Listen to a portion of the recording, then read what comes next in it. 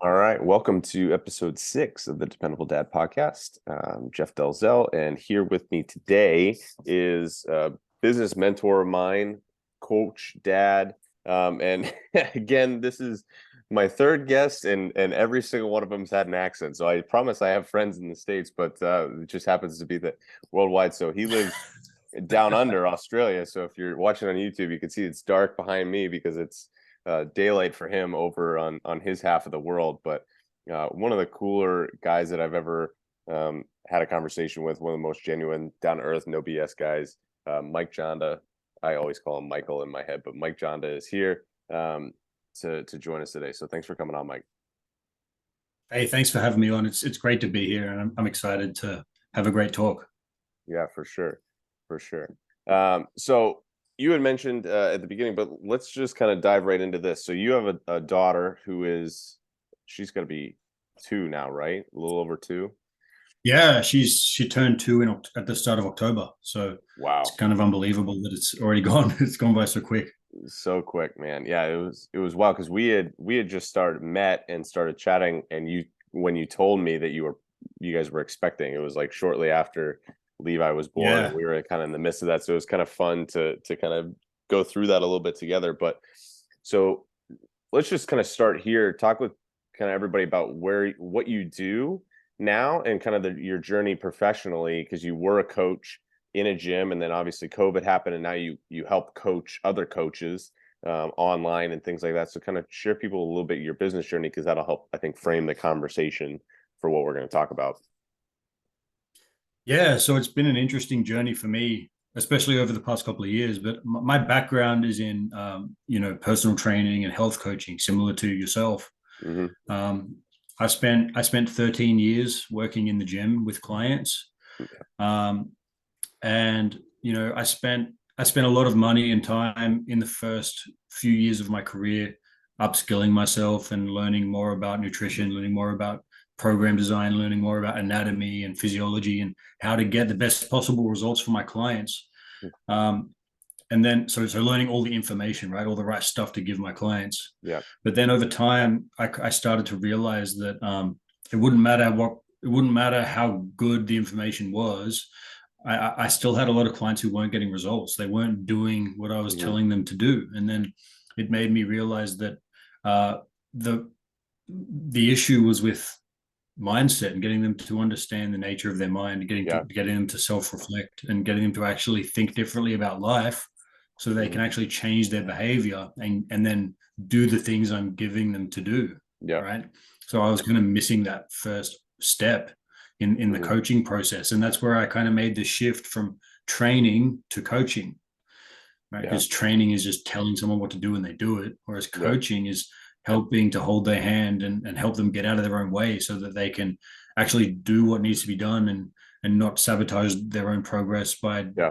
doing the things they're not meant to do and all that kind of stuff. So um, my method of delivery shifted a lot to a lot more consulting, a lot more whiteboarding with people, a lot more kind of counseling, helping, really listening to my clients, really asking them questions to get them to think about their own mindset, their own past, their own belief systems, their own values, and how they might be getting in their own way and how they might have ended up in the situation that they were in that they weren't happy with. And Yeah. so that that kind of gave me some really, really valuable experience in helping people in that way.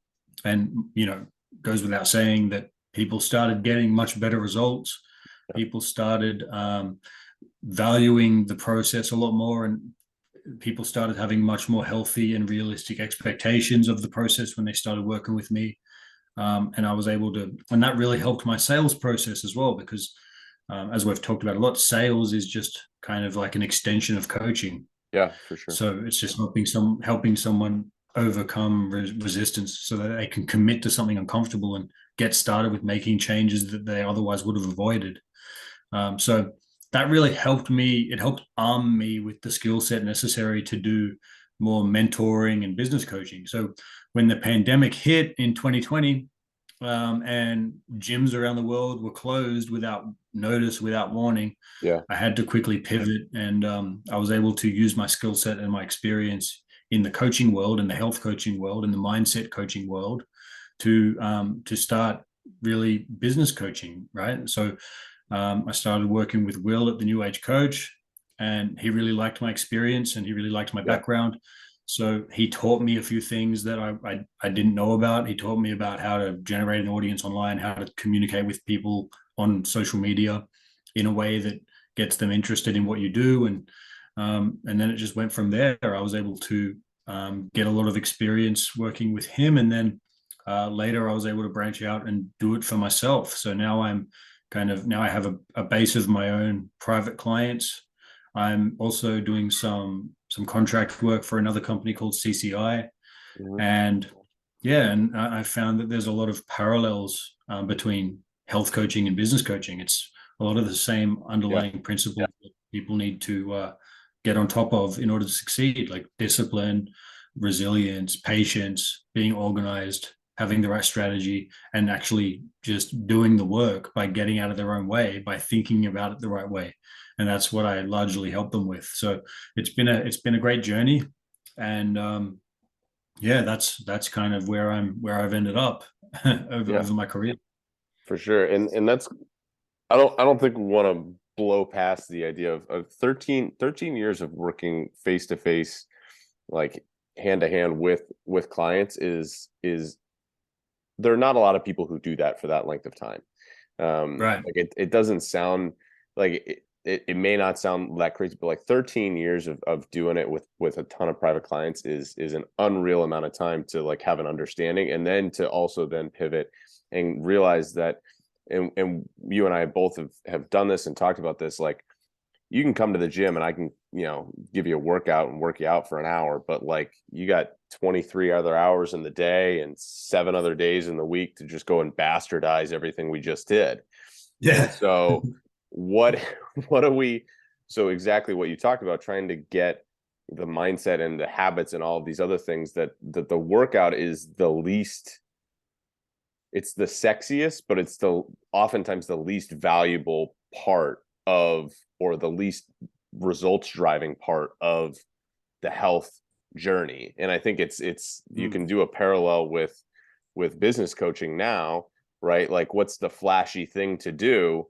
It's to put, content out, as an example. Like it's fun to put out a reel, and I did one last night that was goofy with my kids, and it got, a bunch of views on it. Like, does that actually translate to clients for me? Probably not. Maybe it does. Maybe I can leverage, but like that's not the ultimate goal. It's the sexy thing. It's the flashy thing. But the work, the regular work, is what actually moves the needle. And so you've kind of seen that experience. So I love that we're coming at this from a lot of different perspectives. So when you're thinking about, for you with your clients, because I know that mindset and all of that was even one of the first things that we did when we started coaching together in the business thing. When you're thinking about starting with a client, when you're talking health coaching with somebody has a fitness goal or even a business client, what are some of the kind of main pillars on the mindset side of things that you're like, these have to be in place in order for you to get anything out of the workout, the nutrition, or on the business side, the content and the messaging and the sales process and all these kinds of things? What are those main pillars that you kind of focus on?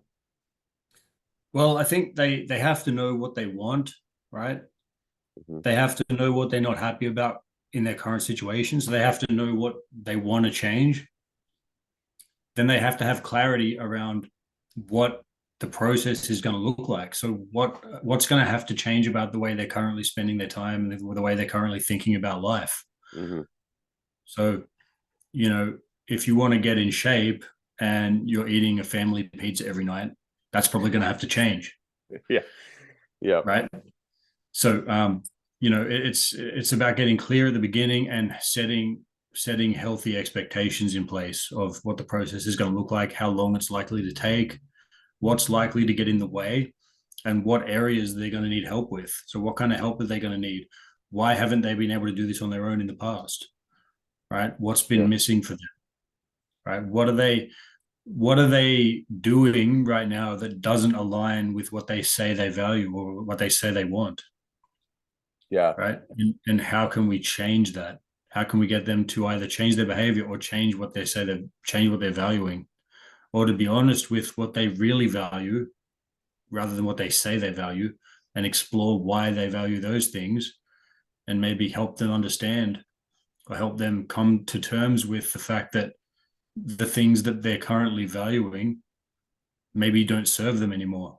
Maybe once upon a time they did, but now they no longer do. And how to let go of those things, and how to understand that letting go of those things doesn't have to be painful, right? Or maybe Yeah. helping them renegotiate with themselves to maybe have less of those things in their life in exchange for something a little bit more productive or a little bit more supportive of their the outcome they want. Yeah. Well, it can be, it's very easy for us to say that we want certain things, but if you kind of take an inventory of your life, what are your actions reflecting that you actually want? And maybe that you can't do it, like you just don't have the skills necessary to do it. But at the end of the day, like you have to count the cost, right? Like it doesn't come without a cost. So like if you say that you want this, are you willing to do ABC, right? If you want to lose some weight, are Yeah. you willing to Mhm. give up some things? Because it can be simple and you can enjoy yourself, but like you can't just do whatever the heck you want. It doesn't happen by magic, you know. Yeah. Um, Yeah, you got to want all of it, right? That's what I yeah, always say. Something I always say is, if you want something, you got to want all of it.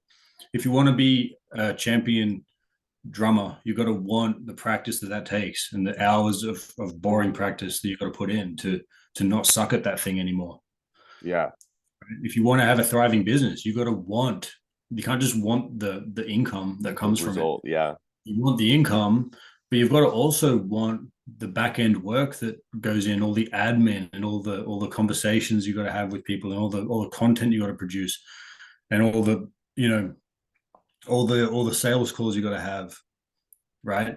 And all the tracking you've got to do, and all the metrics, and all the mathematics, and all the analysis of what's working and what isn't, and investing in help to learn what you don't know. And you got to want the whole thing. You got to know what that entails, right? So we have a habit of, as humans, we have a habit of cherry picking things.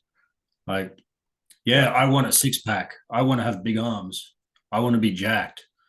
Well, you've got to want 8 hours of sleep every night. You got to want to yeah, eat the right type of food at the right time. You got to want the 4 workouts minimum per week you got to do to build muscle, and that kind of thing, to stimulate the body to lay down new muscle tissue that you didn't have before.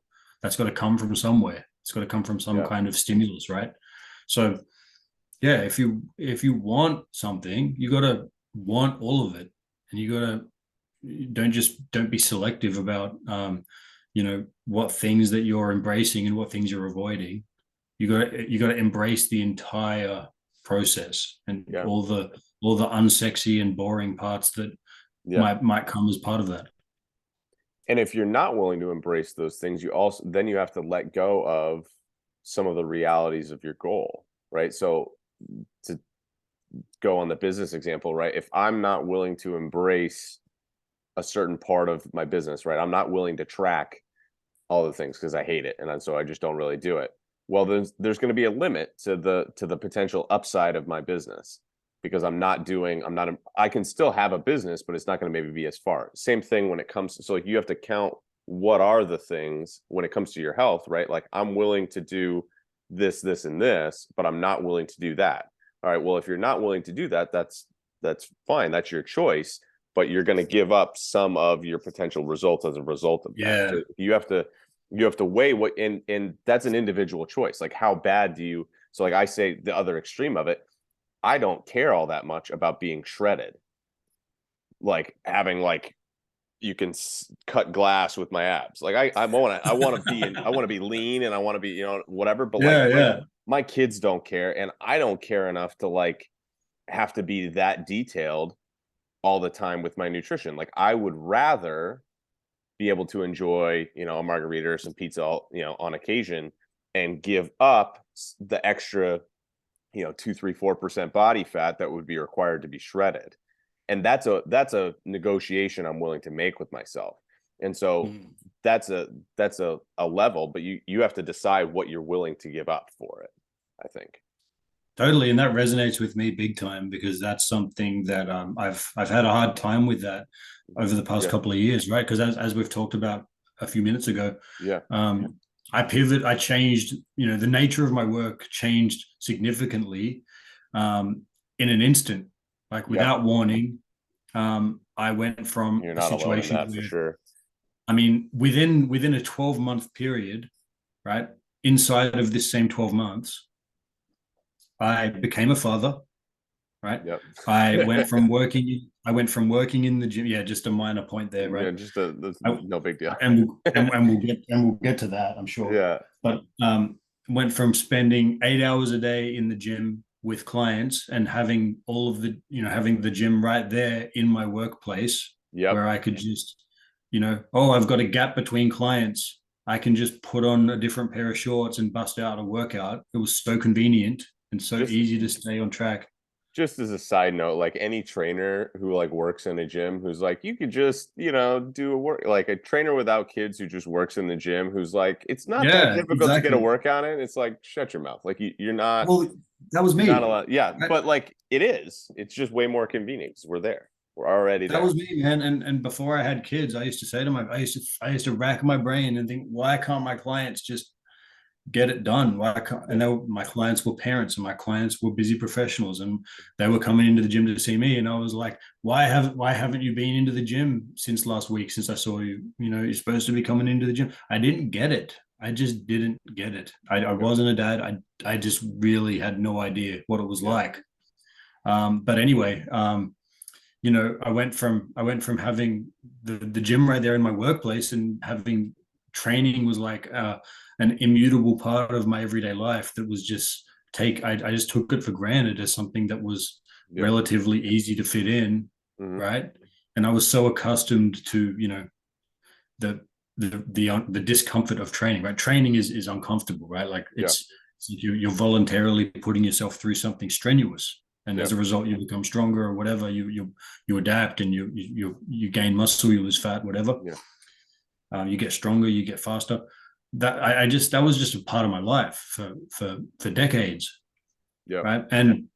And so when that just suddenly changed, I really struggled, like working from home, having a daughter, having the pandemic where gyms were closed.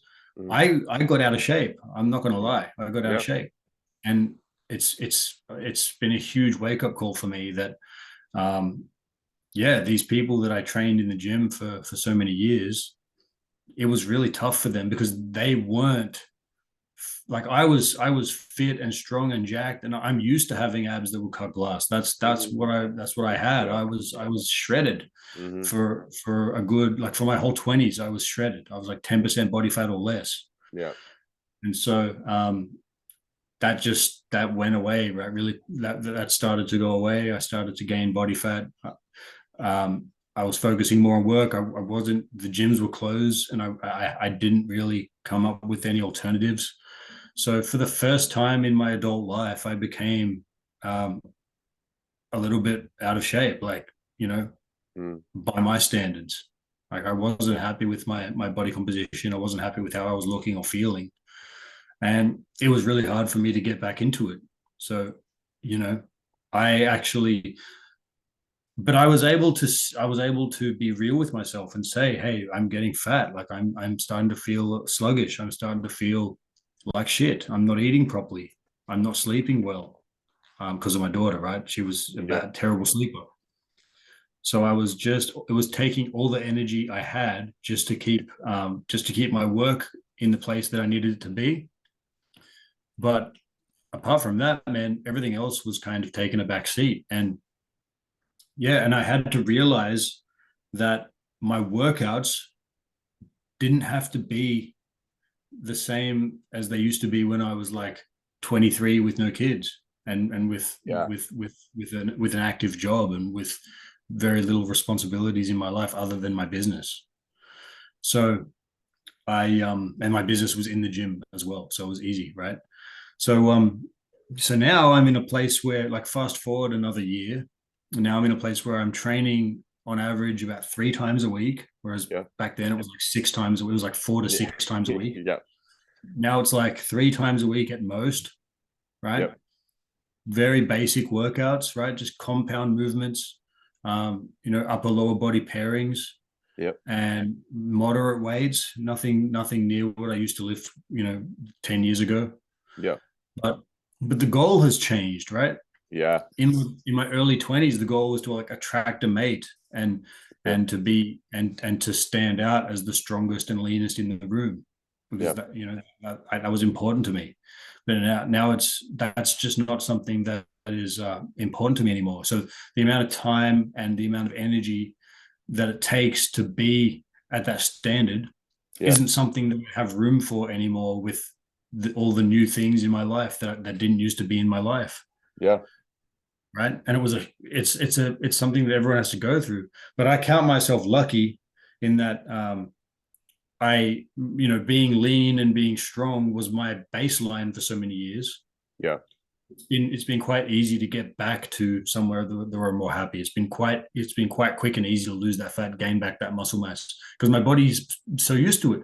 Yeah. But most of these dads, most of these people now, most people who are maybe listening to this, or most people who you work with, for example, Yeah.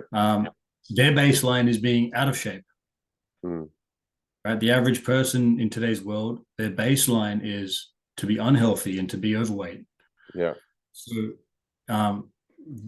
for them, it's like it's more challenging because they have to learn all this stuff for the first time and fit it into their life for the first time. So I feel for them, right? And that's why the work you're doing is so valuable, because Yeah. this is stuff it's hard to learn. It's hard to adapt to and fit into your life. Yeah, for sure. Well, I love your story because I think it's fairly similar to a lot of people. It's in some elements similar to me, but thinking about the goal shifting, right? So because the reality of life shifts as well. So when you're thinking about what you used to do versus what you're doing now, right? So um the conveniences of that, right? Like if you're listening to this and you don't have kids, this is not meant to belittle, but you have no idea, right? Like you have no idea. Like there's nothing. I was talking to somebody in the gym today who is expecting their first in a little bit, and I was like, listen, he said it. He's like, there's no way I don't feel like to prepare for this, and I'm like, there's not. But if you were to take every other life change that I've gone through in my life, they're like, if I combine them all together, not a single one, like all of them together don't compare to the life change that came from having a kid.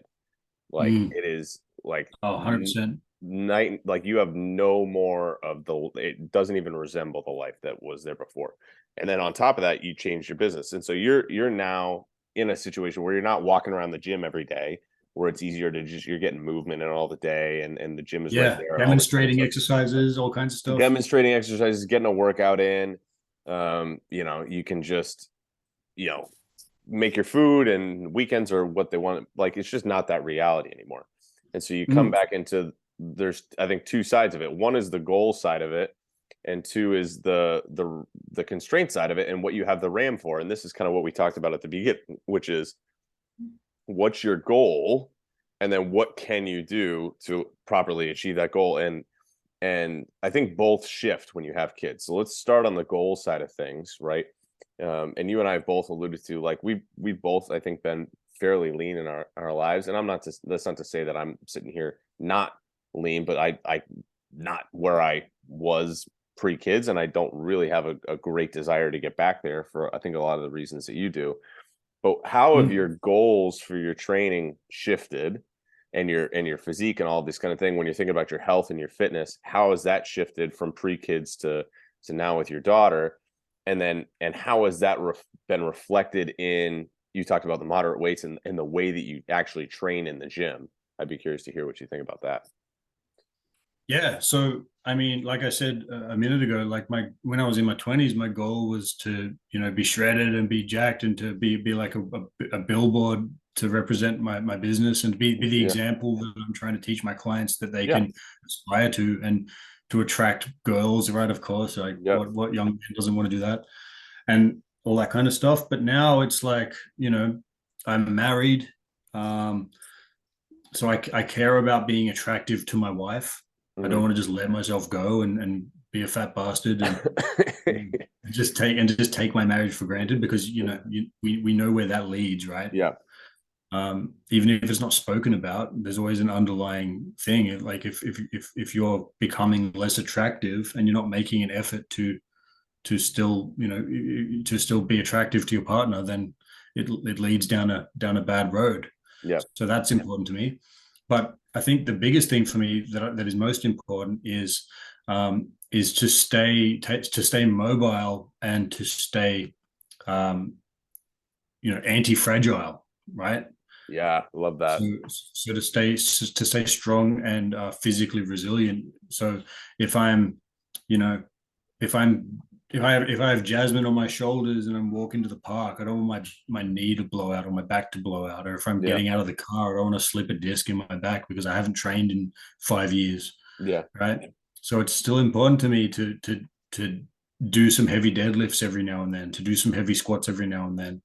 And when I say heavy, I don't mean like what I used to do. I mean relatively heavy, like heavy relatives to my current fitness and strength levels, right? yeah. But like, I mean, the other day I the other day I was in the gym doing squats, and for the past year or so, I've only been squatting quite light, like only around 200 pounds, like Hmm. 200 pounds or less. But the other day I did like 250 pounds, Yeah, right? Or more, like I mean, whatever 120 kilos is in pounds. I put that on the bar and I busted out 3 reps, and that's the most I've lifted in a long time. And yeah, it felt good to know that I could still do that, yeah, right? So it just goes to show, if you have a good baseline, if you look after yourself well enough most of the time, your body will remember. Your body will keep that baseline, right? So yeah, my goal is just to keep that nice baseline as I age, and as my daughter grows, and as I progress into my mid and late 30s and then into my 40s. I don't want to develop these niggling shoulder pains, these niggling knee pains, these yeah, nagging back pains that everyone seems to develop who just doesn't have strength training as part of their normal life. So it's something I highly value. It's the background I came from. It taught me a lot about, the benefits of strength training, and I believe everybody should strength train, yeah, um, at least have it as part of their life for that reason. It's just so protective and so great for that reason. So it's just so I can be a dependable dad, right? yeah, That's my why, yeah, really. That's my biggest why now.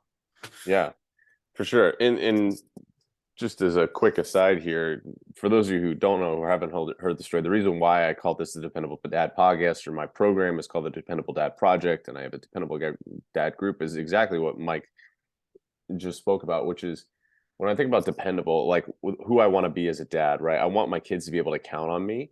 Um, one, for the long term, but two, like for the day to day, right? They can count on me to be present. I want to be able to count on myself, and part of that, I love the way that you said is anti fragile, right? Like, it's one of the things in, and as we get older, like I'm, there's plenty of life in front of me still, but you notice things that are different when you're 21, right? 21, you could like run through a brick wall and just wake up the next morning and be fine, when Yeah, and that's just yeah. not the reality anymore, where you wake up and you're like, I just slept weird, like that just feels a little odd. And so Mm. building that body armor, which is the muscle around you, is that. And I love what you said about the way that we strength train, and if you'll forgive me, like I this is just something that's super important to me, in relative difficulty, right? That you talked about. So not just like when we're talking about strength training or resistance training, it's all relative to the difficulty of the exercise and where you are, right? So it's not an absolute thing. Okay, like Thor, the mountain from Game of Thrones, is out there squatting 1,000 pounds, right? Like, Yeah. but he's also like 6'10" and 400 pounds and eats like a house every day. Like I'm not gonna He's or like The a Rock. triceratops. Yeah, like he's not an actual human being, or The Rock, or like these people who are like so it's relative to me where I'm at, but it's also relative to the exercise. And so I've done, from an exercise selection perspective, I've, similar to what you're talking about, the idea of, I want to be able to do all these things, right? Get in and out of the car, pick my kids up. Like I literally earlier tonight was chasing Levi around holding the twins because they were all upset and he wanted to play chase, but they didn't want to get put down. So I'm like, all right, two kids and chasing the other one around the house. So like for 15 minutes, it was like I'm sweating. That's chaos, man. It It's was just utter chaos. chaos. I don't know how you do it, man. With three of them, holy shit. I don't know. I really don't know. But the reality of doing that is I want to be able to do those types of things, but I never want to not be able to do those types of things because of my training. So go on the flip side of this, right? Like I never want to obliterate myself in the gym so bad that like I'm too sore to chase my kid around because my legs are sore from a leg day. You know what I mean? Like Yeah, that's the yeah, opposite of being dependable. exactly. And we can hyperbolize or like fantasize, or none of those are the right word, put on a pedestal being sore and being like working out really really hard, and it doesn't mean that you don't want to challenge Glorified, yourself, right? but we can Glorified. thank you, that's the word. We can Mm. glorify this like I'm killing myself in the gym, but that doesn't actually, that's not the only thing that makes you better. And so choosing exercises that where maybe the load on your back or whatever doesn't have to be quite as much, but it can be difficult in the same way. So like I'm sure that you have done things like, I'm going to do more tempo stuff. Like I'm going to go slower with less weight because I can get the same stimulus on my muscles. I can work my muscles just as hard with less weight. Or I'm going to do like Yeah, a totally. mechanically more difficult exercise, right? I'm going to do, instead of, like you did a barbell squat, which is great, but instead of doing a barbell squat, sometimes maybe you do like a split squat variation or a lunge variation, which are working the same muscles, but you're using one leg, and so you're going to use half as much weight, and so there's less room for disaster, if that makes sense. Yeah, I think the big thing as well is a neurological the neurological load. So Yeah, like just in terms of your nervous system, how yeah, much shock your nervous system has to send out, and yeah. how many motor units have to be recruited in. Like Mm-hmm. if I want to deadlift 300 pounds, Mm-hmm. it's like that's going to take all of my nervous system going bah, like Yeah, to like, and that's extremely energy intensive. So in yeah, terms of my overall energy for the day, if I go and pump out, if I go and bust out some 300-pound deadlifts, and then I've got to come home and do business calls, and then I've got to look after my daughter in the afternoon and keep up with her, I'm just going to feel like I'm just going to be yeah, I'm gonna be fucked, right? Like for lack yeah, of a better description, yeah. I'm gonna be, as we say in Australia, I'm gonna be cactus. It means I'm done, right? Yeah, So yeah, that's a lesson I had to learn. It's like I can't do, like when I was 20, I used to bust out 400-pound deadlifts, hmm, and then work with 5 clients, and yeah, then go home and sleep for the rest of the day because I could. I didn't yeah, have anything else going on. I didn't have a daughter to look after. Now it's like I finish work for the day. I've still got like 6 hours worth of responsibilities yeah. with non-work related stuff. And then I've Which got is to put more my daughter tiring than work. yeah. And I got to, take my daughter to swimming, or put my daughter in the bath and get her clean, and then get her ready for bed and read her a storybook, and then get her to sleep and all this stuff. And by the time I get to even scratch my ass, it's like 8 p.m. Yeah, Right. for sure. So I gotta make it fit in with all the demands going on in my life. I gotta be smart about how much I'm doing. And this is the same with a lot of my clients, right? Some of my business clients, um, they're personal trainers and health coaches, and they're training their ass off, man. Like they're training like 6 days a week, doing like full on intense bodybuilding splits. Yeah, And then they come on the call with me each week, and then, oh man, I haven't done my outreach this week. Yeah, I just didn't have the motivation. Oh yeah, I haven't done enough content. I haven't done enough follow-ups with my leads. I've got no sales calls booked. And I'm like, man, you're spending your energy, you're spending too much energy on the wrong things, yeah, right? Like, yeah, training is great and it's something you should value. But if you fill your whole bucket up with training, There's no room Yes. left for anything else, Yeah. right? So if you're training 6 days a week and busting your balls in the gym, like training like a pro bodybuilder, but you're not actually a pro bodybuilder, Mm, it becomes a waste of energy. yeah. You've got to be mindful. You've only got finite energy each day to put towards things. If you're busting your ass in the gym and you're leaving nothing in the tank, then that means that there's nothing left in the tank. Yeah. So maybe don't do that. Yeah. Very, very bluntly said. But yeah, I think there's a tipping point, right? Like there's a point of diminishing returns when it comes to that. There's a point of gaining returns, right? I'm going to go to the gym, I'm going to work hard to a point, right? Not like leave it where I'm dead on the floor. Like I can't, like I used to pride myself on my sweat angels on the floor when I like collapsed to the floor at the end of Yeah, a yeah. workout and I laid there for 5 minutes because I couldn't will myself to walk back up the stairs.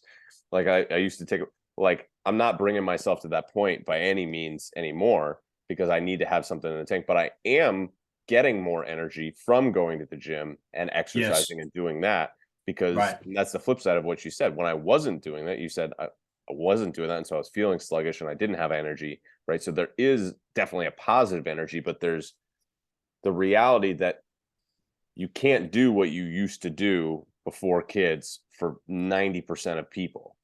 Like the idea that I'm gonna and this is where I think we fall short when we try to get back in shape and we try to get into it. We think that we can do what we did before, and we bite off more than we can chew. And Yeah. one, it's not sustainable, something I can't do. But two, it's actually costing me what I'm hoping to gain, which is more energy.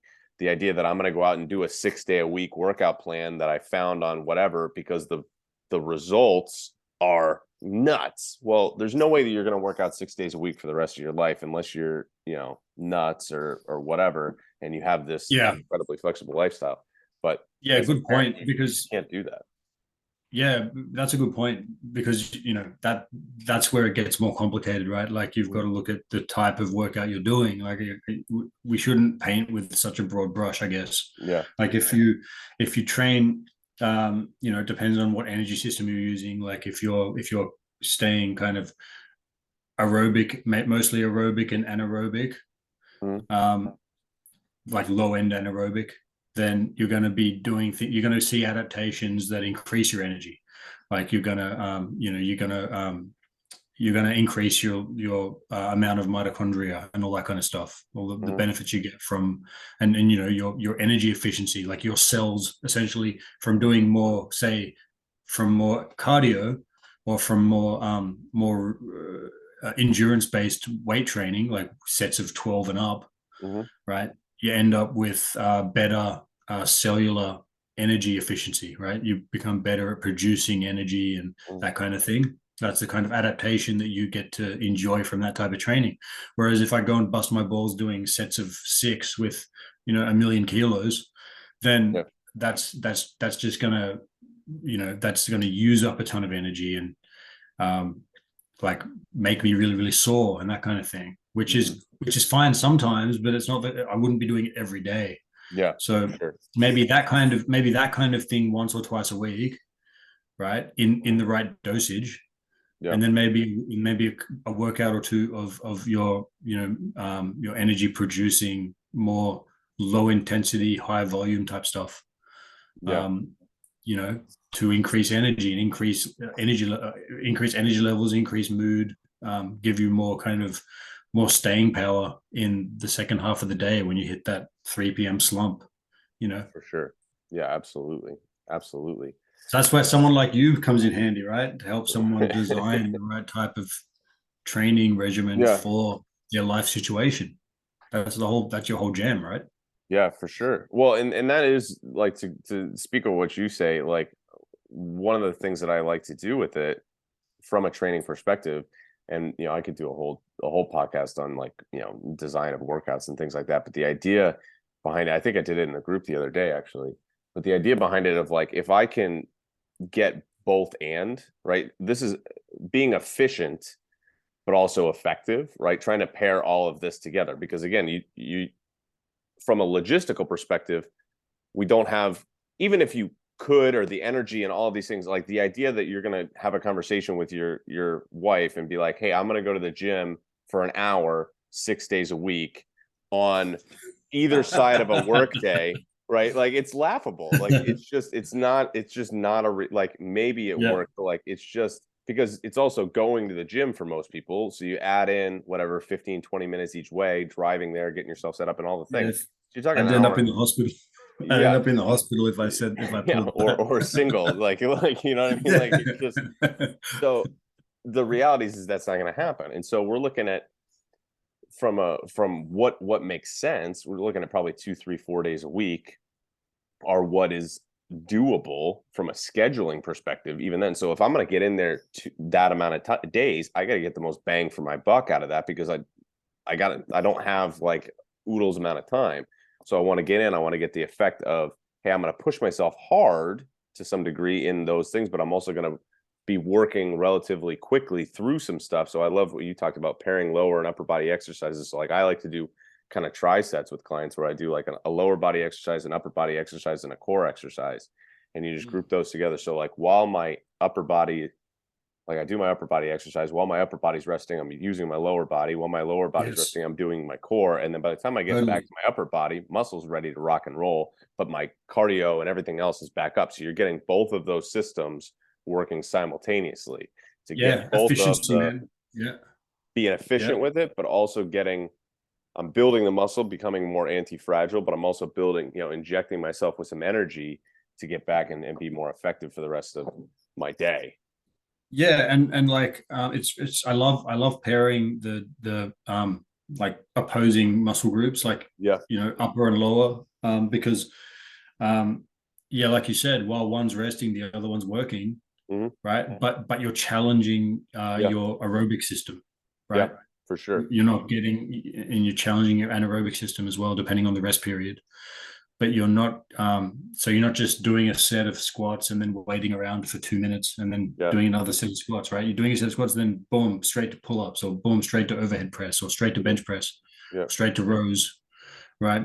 So while the quads and the glutes are resting and the hamstrings are resting, you're busting out, your chest and triceps, or your Yep. lats or whatever. And Yeah. so, but your heart and your lungs are Yeah. still having to work, right? They're not Yeah. getting a rest. They're not really getting a rest.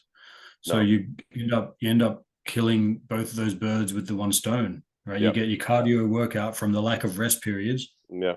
but you're also training all the muscle groups in a balanced way, and For sure. developing that anti-fragile state and protecting yourself from injury, and increasing your strength and mobility so you can play with the kids, throw them in the air, get on the ground with them, crawl around like a horse, whatever the hell you want to do. Right. For Yeah. me, it's like, that's the main thing, being on the ground a lot. And, Yeah. I put Jasmine on my back and do push-ups, and she loves it. I put Yeah. Jasmine on my back and do walking lunges and squats, and she loves that too. Yeah. And I'll put her on my back and walk to the park, right? I don't need a stroller. I just put her on my back, and it's my Yeah. cardio, Yeah. right? Love it. Levi Like, loves being on my shoulders. Like yeah. it's his like favorite thing to do.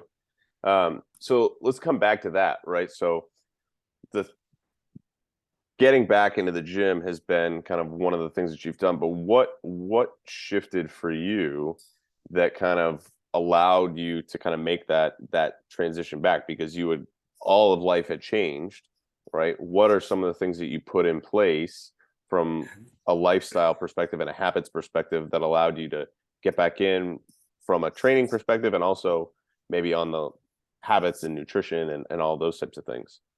Well, you're gonna love this answer because Yeah. it sells you big time. But I actually got a personal trainer. So Nice. Good for you. like, as you know, I have one I've too. been, yeah, I've been a personal trainer for a Yep. long time. And like, I never saw myself in the situation that I was in last year. It was just completely, Yep. it knocked me on my ass, and I was feeling really sorry for myself. And I was like, God damn, something has to change, right? Mm-hmm. Because I was intending, I'm like, all right, I'll go to the gym, and then I didn't go.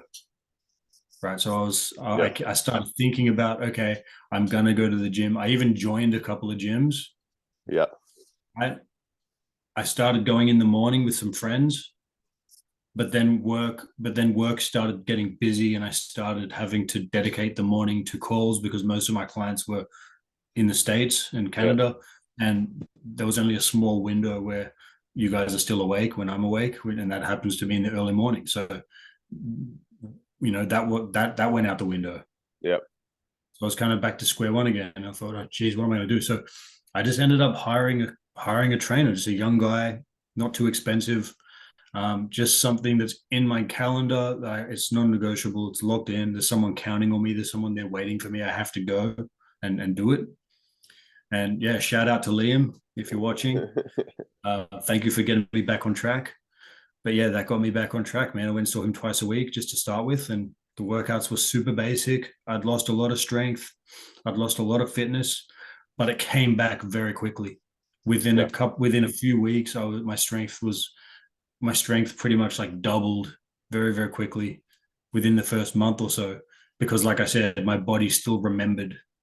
I Yeah. had that muscle memory from those countless years of doing it day in and day out. So I was able to enjoy some really quick results. That gave me a huge confidence boost, and then I was able to continue rocking. And I'm still kind of, you have some weeks where you don't make it as much as you'd like, but Hmm. um, overall, as long as you're consistent most of the time, and most weeks are good, and you're at least making an effort to get something in each week, um, yeah, over the long term, it's gonna pay dividends.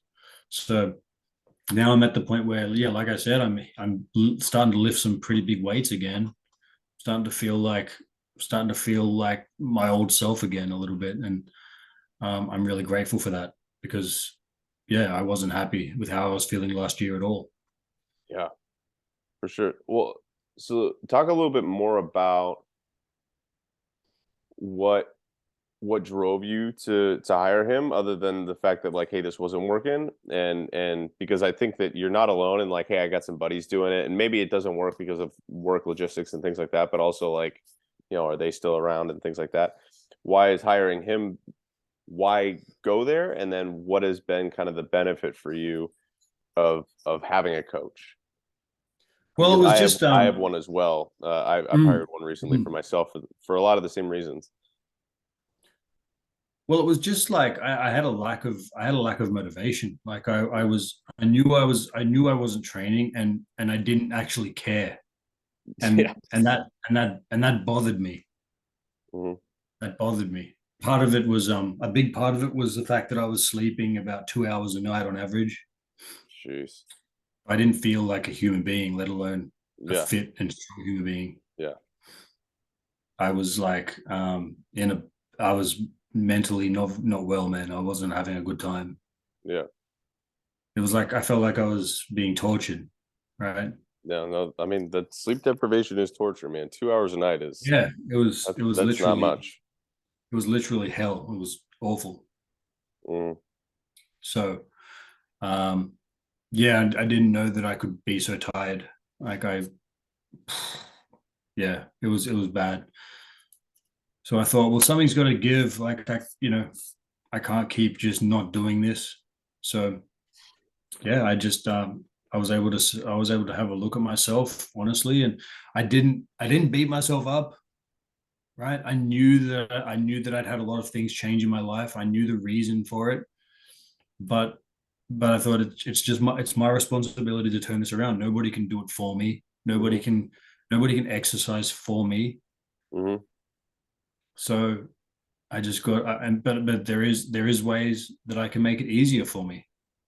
Yeah. And one of those ways is to get a coach, get a trainer to hold me accountable and to have that session booked in. And I just go and he understands my situation, and I made sure to tell him about what was going on and tell him about my expectations and what I was looking for from his end, and that was just to be there and I actually helped design my own workouts because I have so much experience. I knew what I need to do, so I just said, hey, I'd like to do this kind of stuff. So Yep. if you can just take me through it and just be there, and I'll come, and you just take me through it, right? Help me get my confidence back, help me get some momentum back. And it was great, you know. Then early this year we left. we left the area, went to the island, Mhm. went and lived on a small island. But on the island, we stayed active. We went walking every day. I went to there's like a gym park there where you can do pull ups and you can do dips and you can, I was doing a lot of squats and lunges with Jasmine, like high volume. Mhm. Um, and kept that going. Then came to Sydney in June and joined a gym here. And it's the same gym that I used to train at when I was a kid, when I was 13, 14, 15 That's years cool. old. So I've come back there and they've really done the place up and it's a great gym now. So it's really cool to go train there a few times a week. Really enjoying that. And now I'm just back to the point where training is just part of my life. It's not a big deal anymore. I don't have a ton of resistance towards going. Um, but yeah, that was one thing like last year when I tried to get back into it. There was always this fucking resistance. There was this huge resistance towards training that it was just so hard to care about it because I So was so what, tired. There was yeah. so many other responsibilities in my life. But now now I'm enjoying it again. Like because I see the benefit and when I'm there, it feels good to be able to use my body in that way like I used to. Yeah. So I think there's something really valuable here too, and I think we could probably start to wrap up with this, but I think that this is um, one of the more interesting pieces of this because I think that this is a reality for a lot of people, which is there's a lot of resistance to go do it because it's almost like, and I don't know, like I don't want to put words in your mouth, but there's you kind of mentioned it a little bit where you feel like not like kicking yourself, but there's a little bit of like, man, I used to be able to do X and now I can't even do Y, like Yeah, it's and so it's totally. like trying to get back in and you like don't even know how to get back in because what you used to do you can't do anymore. And it's like how far have I fallen? And It's sad. which is disappointing, but then also like you don't really even know how to get back into it because like we talked about what you used to be able to do 6 days a week and all the splits you used to be able to do, right? That's just not a reality anymore. The weights you used to do, some of the exercises you used to do aren't that. So when you're thinking about like the resistance and the lack of motivation, obviously that came from lack of sleep and things like that. But talk about a little bit more about where that came from and the role of accountability from your trainer, how that helped you overcome that. Yeah, well, I think you hit the nail on the head. It was a feeling of like what's the point if Yeah. I can't even do like a fraction of what I used to. I just felt like a weak piece of shit. Yeah. So I was just like depressed. So I'm like, it just felt shit to go and try and do something that's like a fraction of what I used to do easily and have it nearly kill me. Hmm. So I think a big thing was just to accept, not attach so much, uh, not attach so much disappointment and emotion to it, and just accept it for what it is objectively. And just Yeah. accept, okay, this is a new beginning. This is where I'm starting from, and I'm going to do the best I can with the resources I have, and I'm going to get some support to help make that easier. Yeah. And he was fantastic. He was encouraging. He was empathetic about my situation. Um, and yeah, and he made me feel better about myself. And he helped me let go of some of that disappointment and just accept it for what it was, and we just built from there and started and it came back. It came back quicker than I expected it to, which really Yeah. helped. Yeah. Um, and yeah, man, that was pretty much it. It was just being able to let go and accept and not attach any upset to it. Just it is what it is, and just do the best I can and have patience. And yeah, sure enough, it works. It comes back. You just gotta Yeah. put in the daily reps. Just do as much as you can with the resources you have. Well, and I think that that's the biggest takeaway here is all right, we can feel like garbage because we're not where we expect and like we're hard on ourselves, like our expectations of ourselves are very high. Um like why can't I why can't I do this, or whatever, like I should be able to do this. So there's a lot of shoulds when it comes to exercise, especially if you've trained before, right? Like, oh, like I can't believe that this is how I look or how I feel or what I'm able to lift, or like I can't believe that the 20-pound dumbbells are heavy for me right now. Like I used to do 60s no problem, and it's just like, oh man. And so there's a lot of like guilt and shame that's associated with that. But then I think what you said is exactly it, because you're not motivated by that. Like that's not a motivating feeling. Guilt and shame are the No. opposite of that. And so the only way to kind of get yourself out of that is to start to actually have something that is encouraging you. And when you're in that, it's difficult to encourage yourself, and to have somebody who, like you had, a coach who can encourage you and be like, hey, like this is the path to go down, and give you some accountability to get back into it. Because then the momentum piece is what happens. Like we talk a lot about, like, all right, I'm not motivated because I can't do it, right? But you go in and you do it even when you're not motivated. Then you start to see, like you talked about, you start to see some of those wins, you start to see some of that progress, and then you get a little bit more motivation, and then you are more willing to do it, and then you get more wins, and this snowballs on itself, and all of a sudden now you're in a place where you're like, this is a part, like I don't need motivation anymore, Yeah, because it's just what I totally. do. But you have to do it in the absence of motivation in order Yeah. to get to the place where motivation isn't relevant to you anymore. Like you have to Yeah, take man. action without motivation, and then you get motivation from the action. We wait for the motivation, but it just Yeah, and doesn't come and without action.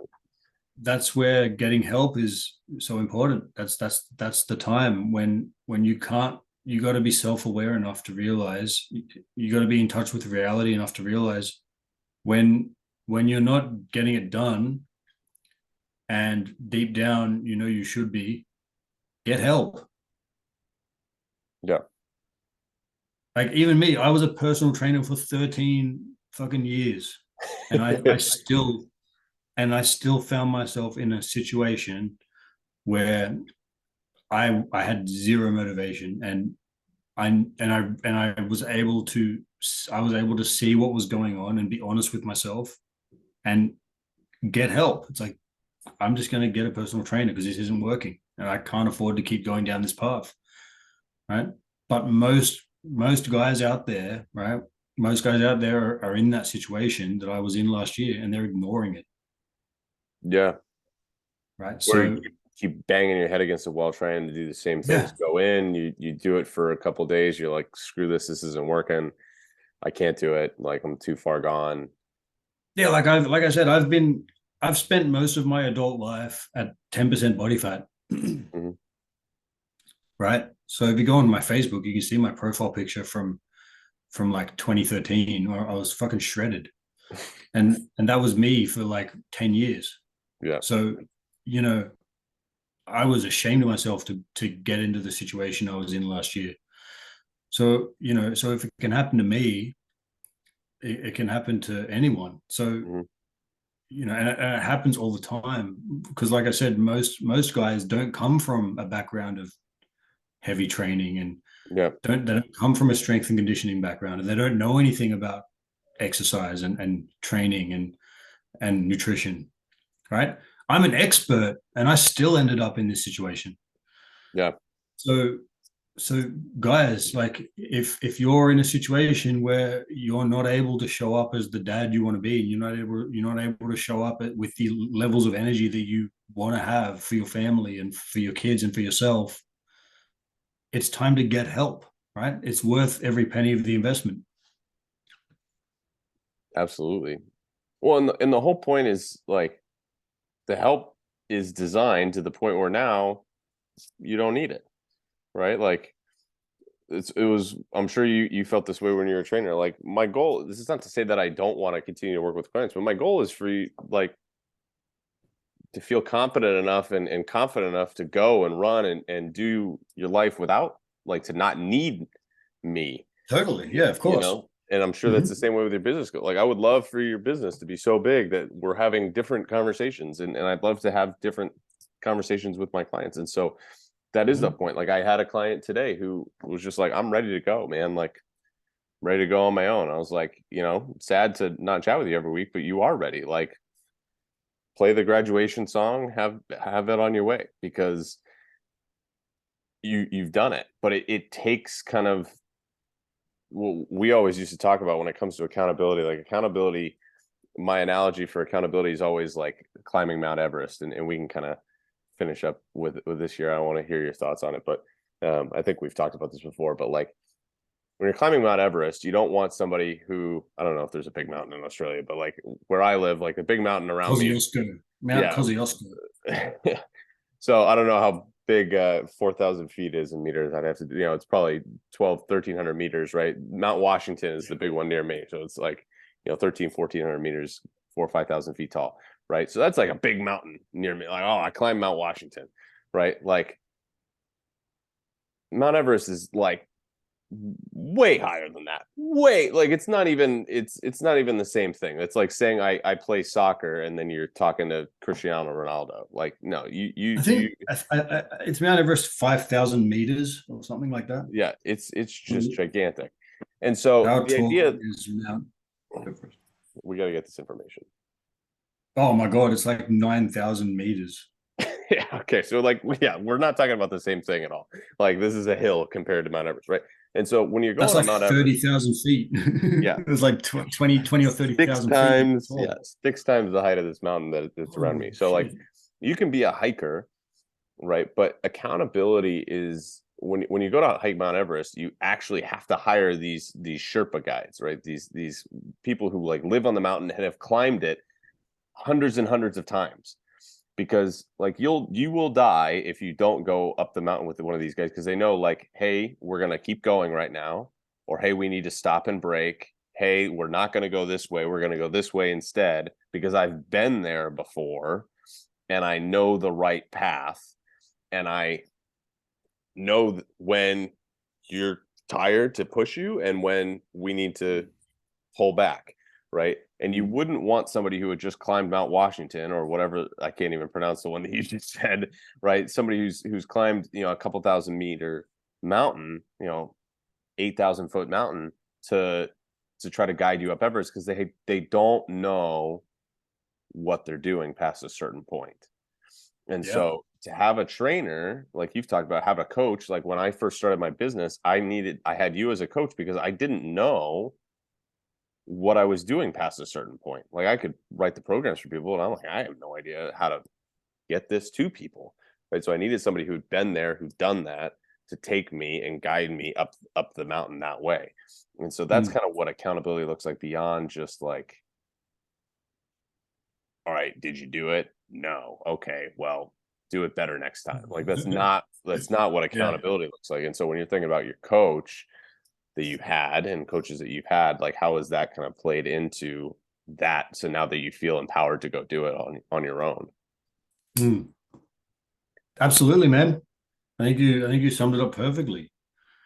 Like, and that's why I think the work you're doing is so valuable because there's so many, like I'm a member of a lot of dads groups on Facebook and I see every day like people getting divorced and people being lost and my I'm getting divorced and my kids are being taken away and I don't know what to do and it's just heartbreaking stuff and I think most of these guys would just they wouldn't be in this situation if they worked on themselves if they made room in their life to make sure they're being fit, being strong, being still trying to be attractive to their wife, still trying to take responsibility for themselves, work on themselves, work on personal growth.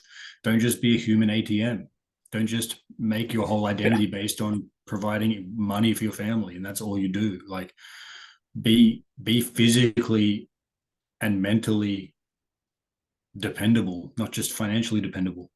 So for you, and I know I've said we're going to end on this, but I think this will actually. So for you, as you've gotten back into this, how have you experienced some of those changes in your life from, a year ago when you were just, this is awful to where you are now in the way that you're relating to your daughter, your wife, your business, all these things? How have you kind of seen getting back into it impact those things? Yeah, well, I mean, the biggest thing is just my own innate confidence. I mean, my own like inherent level of confidence. Yeah, So just my confidence when I talk to my clients, my confidence when I have my sales calls. So for my work related stuff, and my confidence when I'm with my daughter, when I'm with my wife, out in public, things like that. Because I know deep down that I'm doing the right things to keep myself in shape, right? I'm doing the right things to keep myself strong, right? I'm doing the right things to protect my energy and to keep myself healthy, right? It makes me feel more confident, and if I'm more confident, then everyone's happy, right?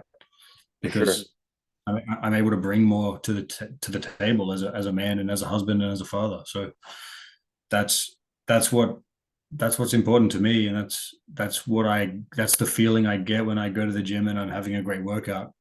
It's just that feeling of confidence that is such a great it's such a rewarding thing to feel as a man, right? For And sure. it's important for a man to Underrated. feel. Yeah, yeah, because if you don't have that and then things fall apart, you've got no foundation, you've got nothing left. But if you Yeah. work on yourself and other things in your life that you can't control fall apart, then you've still got something, right? You've still got something that people want. You've still got something. You're still useful to other people, Yeah. right? Like I said, other than just being an ATM. Yeah. Yeah. As you build yourself up, you have more to give, Yeah, exactly. Yeah, to your family, to your friends, to your kids, to your work, all these things. Like confidence is inherently attractive, and it's inherently it rubs off. It's meant to be shared. Like around confident people, you get that boost. So Mhm. listen, Mike, I really appreciate you staying on and chatting a little bit late, my man. Yeah, And it absolutely, was man. it was terrific to have you on. We'll definitely want to talk to you again soon. Let people know where they can find you and kind of what it is. I know we kind of alluded to it, but what it is that you do. If you're a trainer, certainly find Mike. But yeah, Yeah, so the best place to find me is on Facebook. Michael Janda is my name. I have a group called Building Relationships and Solving Problems, yeah, and that's where great. I get on live. I get on live in there a couple times a week, talk about all things relating to business and mindset. And I post client testimonials and stuff in there too. So if you're a coach, if you're any kind of coach, mindset coach, health coach, personal trainer, anyone who works on helping people improve, and you'd like help with getting out of your own way to develop your sales skills, develop your confidence with building your audience and connecting with leads, I'm your man. So you can find me there. Also on Instagram, I am Coach Michael Janda. I think I called it. I just made it last week. Finally got on Instagram after not being on there for years. Yeah, I can't really stay away anymore. It's too many yeah, leads on there. Um, but yeah, I'd love to connect with you guys if you're watching and you want to reach out to me. Yeah, I'd love to hear from you. So drop me a line. yeah. Awesome. Well, it's great to have you on, Mike, and appreciate your time and appreciate y'all listening. Do the things that you do. If you're on if you're on YouTube, give it a thumbs up, leave a comment. If you're on Spotify or wherever else, leave a 5-star review. It'd be great. And certainly send me messages. If you enjoy these interviews, would love to hear more. Let me know. Topics that you want us to cover, anything like that, would love to do that. But appreciate it, Mike. And thanks for listening. We'll talk to y'all soon.